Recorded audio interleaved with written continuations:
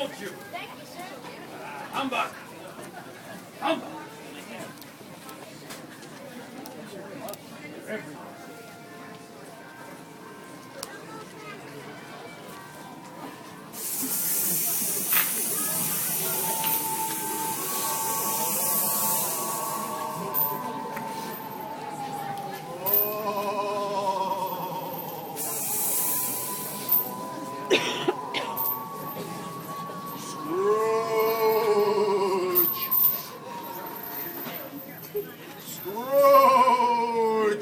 Humbug! Who are you? Ask me who I was. All right. Who were you then? In life, I was your business partner, Jacob Marley. Oh. What do you want from me? Much. Sit down, Jacob. Oh.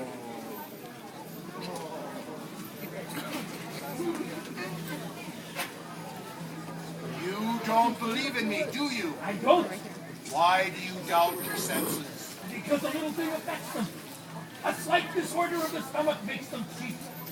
You might be a bit of bad beef. A piece of cheese. A fragment of underdone potato.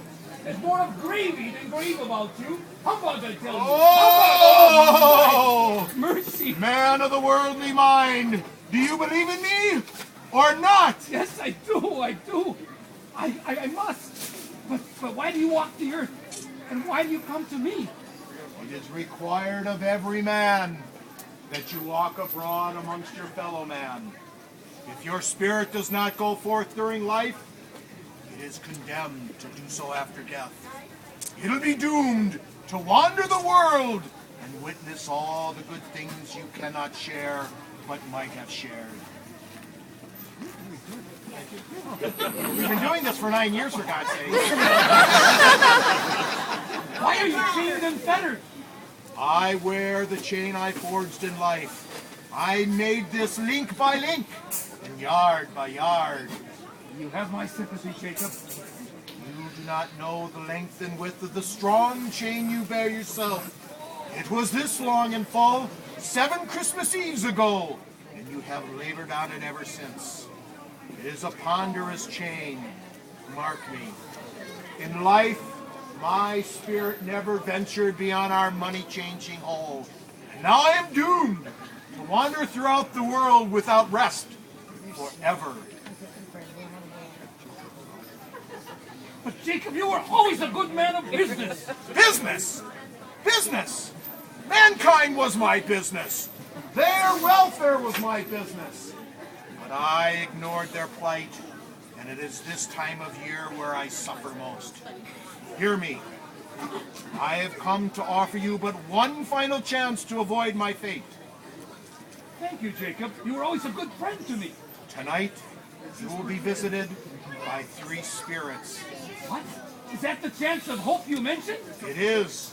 In that case, never mind. I think I'd rather not. You are a moron. Because without their visits, you cannot hope to shun the path I tread. Expect the first spirit when the bell tolls 1, the second at 2, and the third at the final stroke of 3. Expect to see me no more.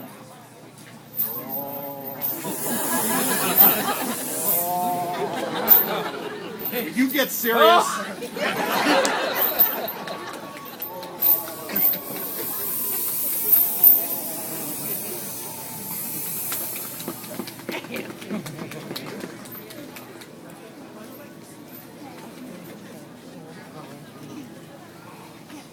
At the stroke of 1, first goal arrives.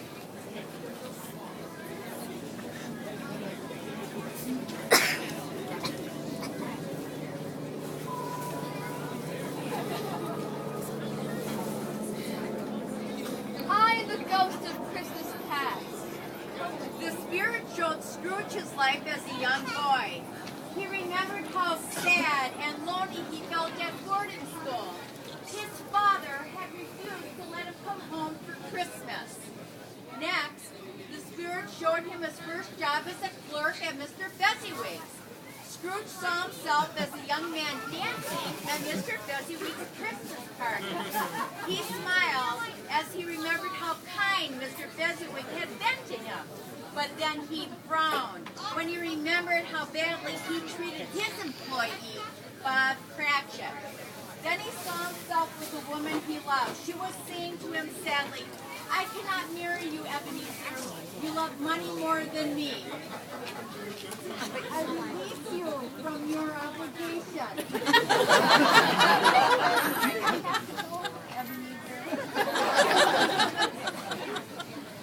Do that line again. What a fool I was, Spirit. Practice till you get it right. When the clock struck 2, the second spirit arrived. Merry Christmas! Merry Christmas! I am Who the are ghost. I am Ebenezer Scrooge. Who are you? I'm the ghost of Christmas present. I need to show you something. Come. The spirit showed Scrooge Bob Cratchit's house. He saw that Bob's child, Tiny Tim, who was crippled and ill. Yet the boy remained so sweet and cheerful. Even though the Cratchits were poor and had little to eat, they remained happy. After Christmas dinner, Bob Cratchit made a toast. Mr. Scrooge, long life to him. God blesses everyone.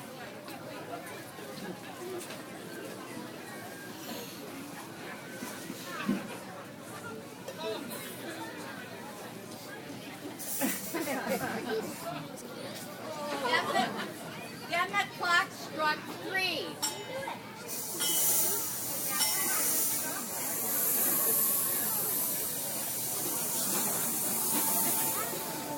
Oh, Spirit, I fear you more than all the others. The spirit showed him things that were going to happen in the future, but he did not like what he saw. The spirit showed him the Cratchit house. This time the family was not married, and Scrooge knew why. Little Tiny Tim's chair was empty, and only his crutch remained. Spirit, tell me Tiny Tim will live. But the spirit was silent.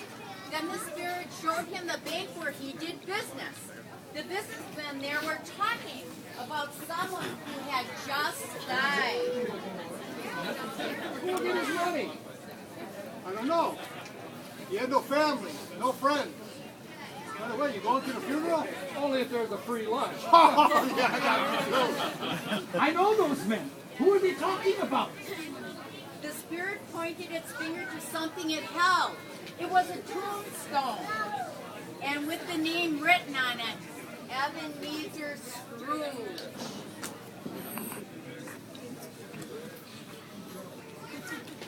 Spirit, tell me it is not too late. I am not the man I was. Please, give me one more chance. I am not the man I was. I am not the man I was. I am not the man I was. But Scrooge was true to his word. He became a friend to all, and always kept Christmas close to his heart. Merry Christmas, everyone!